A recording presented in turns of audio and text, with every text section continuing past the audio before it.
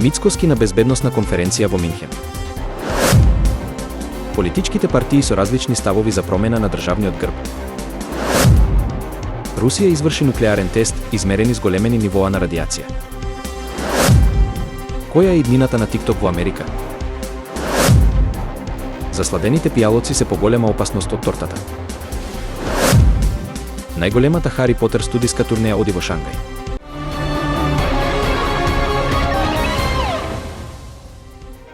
Председателот на владата, Христијан Мицкоски, заедно со неколку министри од денеска ќе присуствува на Минхенската безбедносна конференција во Германија.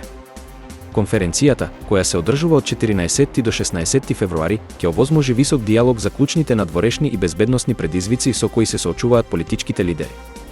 Меѓу присутните ќе бидат украинскиот председател Володимир Зеленски, американскиот потпредседател Џејди Ванс и државниот секретар Марко Рубио. За време на конференцијата, премиерот Мицкоски ќе оствари средби со председателот на Европскиот совет Антонио Кошта, председавачот на Минхенската конференција, амбасадорот Кристоф Хојгенс, хрватскиот премиер Андреј Пленковиќ и други политички лидери. Мицкоски ќе биде говорник на финалниот настан од затворањето на конференцијата, посветен на јупристапните преговори на Западниот Балкан, како и на панел дискусијата на Foreign Policy, каде ќе говори за геополитиката, енергетската сигурност и улогата во промените на глобално ниво. По најавата од премиерот Христијан Мицкоски за можни промени на државниот грб, политичките партии изразија поделени ставови. Социјалдемократскиот сојуз смета дека актуелниот грб ги отсликува историските и географските карактеристики на државата, па затоа е против негово менување. Од друга страна, партијата БЕСА поддржува промени, истакнувајќи дека сегашниот символ е поврзан со поранешниот систем. Според нив, модернизацијата на грбот ќе придонесе за идентитетски освежувања во согласност со европските вредности.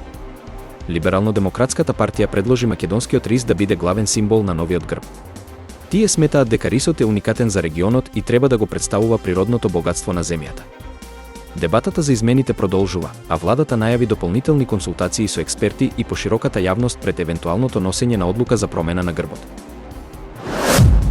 По неодамнешниот нуклеарен тест спроведен од Русија, во неколку европски земји се измерени с големени нивоа на радијација.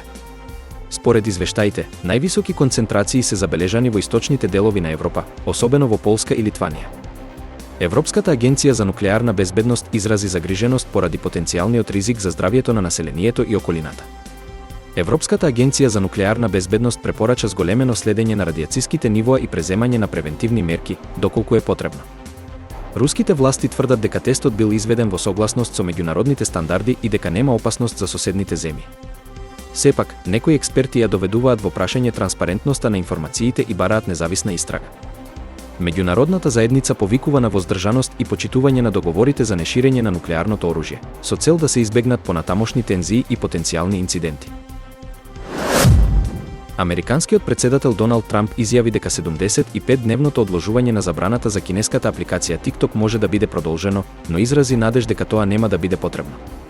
Трамп истакна дека постојат многу заинтересирани за купување на TikTok и дека апликацијата се покажала корисна за привлекување млади гласачи. Тој верува дека кинескиот председател Си Џинпинг би одобрил продажбата на TikTok на американски купувач, бидејќи тоа би било во интерес на Кина. Трамп додаде дека ќе понуди на Кина да го направи тоа, но не наведе детали. Судбината на TikTok во САД е неизвестна откако на 19 јануари стапи на сила закон кој бара од кинескиот сопственик ByteDance да ја продаде апликацијата поради национална безбедност или да се соочи со забрана. Откако Трамп ја презеде функцијата на 20 јануари, тој потпише извршна наредба со која се обидува да го одложи спроведувањето на законот за 75 дена.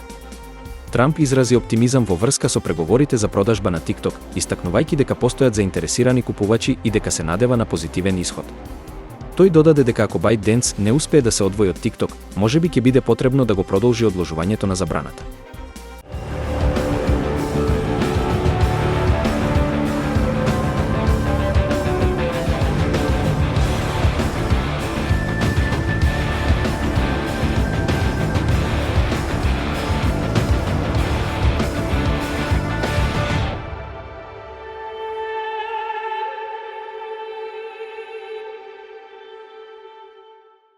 Вистина е дека засладените пијалоци се многу лоши за здравјето, но повремено парче торта не е, открија научниците. Истражувањата покажуваат дека зголемениот внес на шеќер го зголемува ризикот од кардиоваскуларни болести, но засладените пијалаци се особено опасни за срцето. Вистина е дека екстремно нискиот внес на шеќер исто така може да биде штетен, а луѓето кои умерено јадат сладки имале најмал ризик од срцеви заболувања. Според студијата објавена во Frontiers in Public Health, клучот е во балансираната консумација и вниманието на изворите на шеќер. Вистина е дека научниците следеле 69.705 луѓе од 1997 до 2009 година, анализирајќи 3 различни извори на шеќер, адитиви како мед, сладки и газирани пијалоци. Во тој период, 25.739 испитаници развиле некоја форма на срцево заболување, а најголемиот ризик се поврзал со засладените пијалоци. Вистина е дека една од причините за ова може да биде начинот на кој телото ги обработува течните шеќери. За разлика од цврстата храна, засладените пијалоци многу брзо го подигнуваат нивото на шеќер во крвта, што може да предизвика воспалителни процеси и оштетување на крвните садови. Вистина е дека ова истражување носи важна порака за јавноста. Наместо целосно да се исфрлат сите сладки задоволства, треба да се направи разлика помеѓу различните извори на шеќер.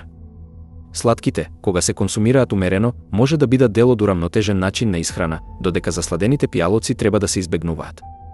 Вистина е дека научниците продолжуваат со истражувања за подобро да ги разберат механизмите преку кои шеќерот влијае на здравието. Овие сознанија би можеле да помогнат во создавање подобри насоки за исхрана, со цел да се намали ризикот од кардиоваскуларни заболувања на глобално ниво.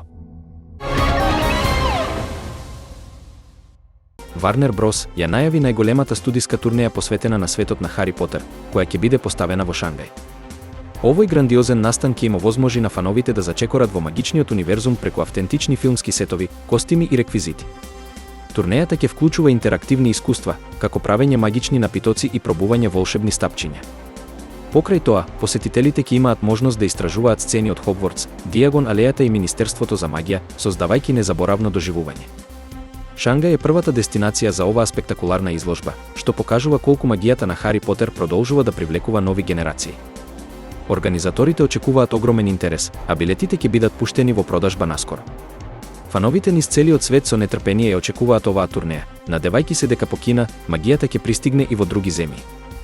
Останува да се види кои ќе бидат следните дестинации на овој фантастичен проект.